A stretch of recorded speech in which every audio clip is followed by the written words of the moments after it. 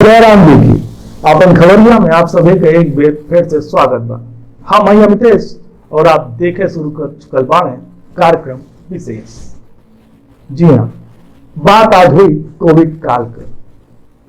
तो बता दी कि भगवान का कृपा बा कि हमनी के साल 2021 में आ गई बानी जा। असल में ही कोरोना का स्वदेशी वैक्सीन भी तैयार भइले के बाद लोगन के लगावल जा रहल बा। बाकी 2020 हमन के जीवन में कब्बो ना भुलाए वाला साल बन चुकल बा।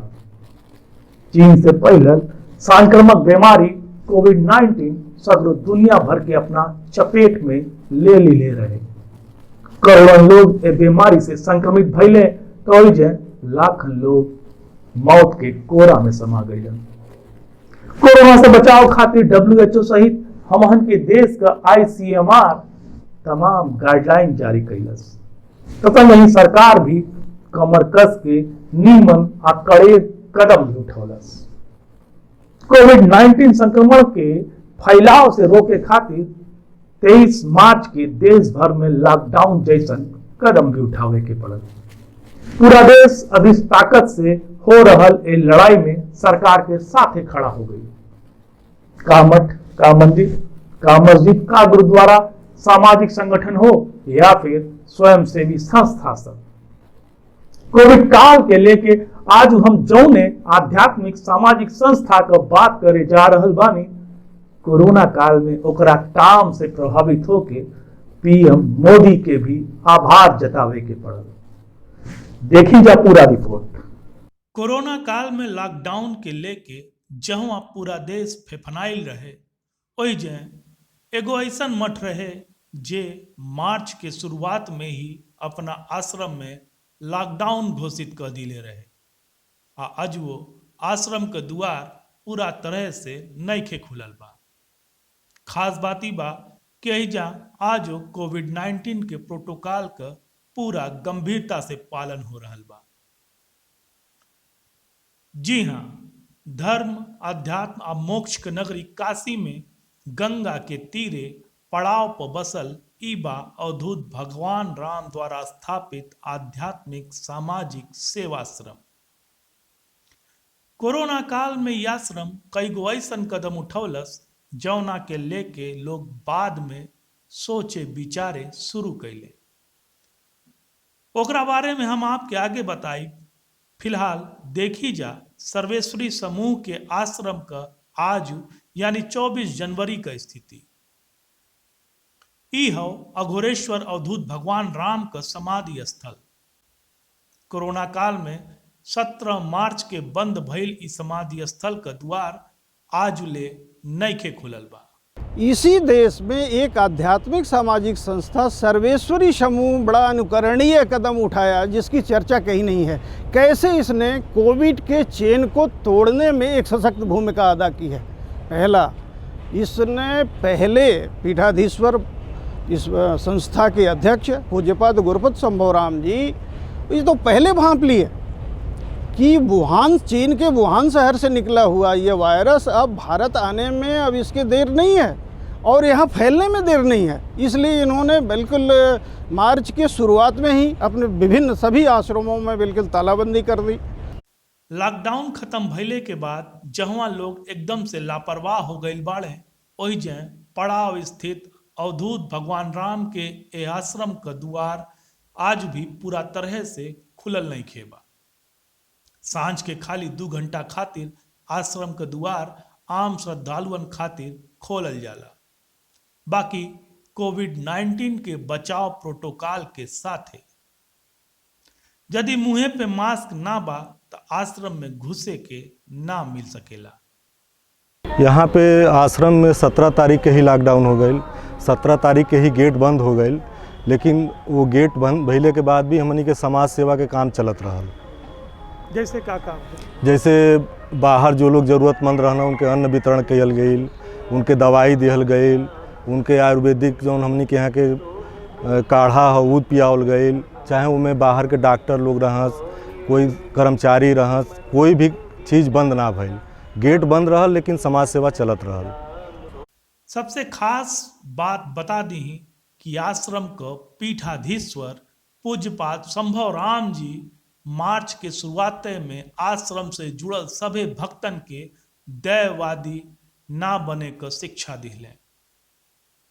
सुनी जा 15 मार्च 2020 के दिहल उनकर शिक्षा अपने भक्तन के।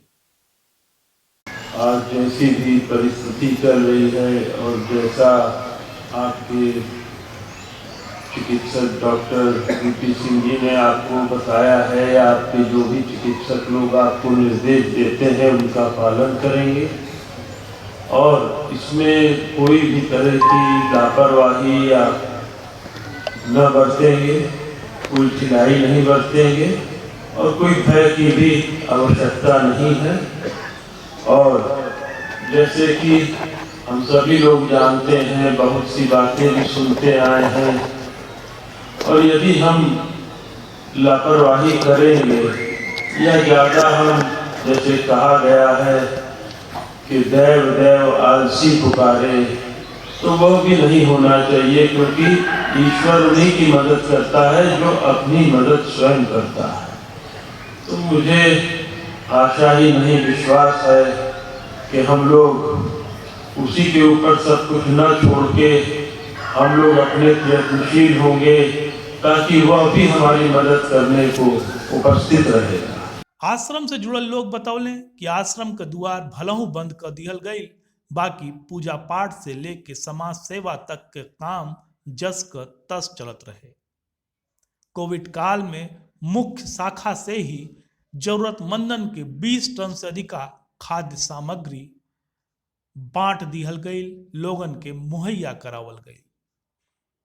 संग ही प्रतिरोधक क्षमता बढ़ावे खातिर आश्रम का आयुर्वेदिक दवा आ काढ़ा भी आम लोगन के लगातार दी। सर्वेश्वरी समूह हमारी शाखा ने प्रधान कार्यालय से हम लोगों ने काफ़ी औषधियाँ बांटी इम्यूनिटी बूस्टर में, और जगह जगह पे हमने आर्सेनिक L30 नामक दवा जो होम्योपैथी की थी, जिससे इम्यूनिटी बढ़ाई जाती थी, वो दवाई काफ़ी लंबे से हमने बांटी पूरे कोविड के समय में। प्लस एक आपको संज्ञान में मैं लाना भी चाहूँगा कि मुझे भी वह कोरोना हो गया था अगस्त में, और आश्रम की एक दवा हमारी जीवन रक्षक सुधा है, जो इस पूरे कोविड काल में संजीवनी का रूप जिसने दिया सबको, और ये बाबा जी की कृपा है कि उस दवा से हम लोगों को काफ़ी लाभ मिला। 17 मार्च से ही श्री सर्वेश्वरी समूह की सभी शाखाओं के मुख्य द्वार बंद कर देवल गल श्रद्धालुअन मध्य। बाकी समाज का जो कार्य है वो निरंतर चलत रहल, चाहे कुष्टी का हो, गिनीज बुक में भी नाम दर्ज हो हमारे समूह का, अवधूत भगवान राम कुष्ठ सेवा आश्रम का लिम्का बुक में भी नाम दर्ज हो, फकीरी और आयुर्वेद पद्धति से सर्वाधिक इलाज करे का रिकॉर्ड है। और खाली बनारस शाखा जो मुख्य शाखा से 20 टन अनाज का वितरण, दाल, गेहूं, आटा एक वितरण आसपास के क्षेत्र में करल गल। बाकी सारे शाखान का जुलाई में एक डाटा मिली, ये खाली बनारस शाखा से 20 टन के ऊपर अनाज वितरण भल। एक ओरी जहाँ लॉकडाउन खत्म भइले के बाद लोग कोविड के लेके लापरवाह हो गई बाड़े, तो ओहि जय अवधूत भगवान राम कुष्ठ सेवा आश्रम आज वो कोविड-19 के बचाव प्रोटोकॉल का पूरा तरह से पालन कर रहल बा। सर्वेश्वरी समूह का आश्रम मार्च के शुरुआत में अपना आश्रमन में लॉकडाउन क के जहाँ देश आ समाज के सामने नजीर पेश कैलस, तो ओहि जय समाज सेवा में भी ऐसा बढ़ चढ़ के भाग लेलस कि देश के प्रधानमंत्री के भी आभार जतावे के संग ही प्रशंसा भी करे के पड़ल। आज खातिर बस इतने। देश दुनिया के तमाम खबरन से रूबरू होके खातिर जुड़ल रही आपन खबरिया से। आपन खबरिया गूगल प्ले स्टोर के संग ही सोशल मीडिया के लगभग सभी प्लेटफॉर्म पे भी उपलब्ध बा। धन्यवाद। कोरोना से बचाव ही ओकर सबसे नीमन इलाज बा, ए खातिर बचाव जरूर करी जा गई।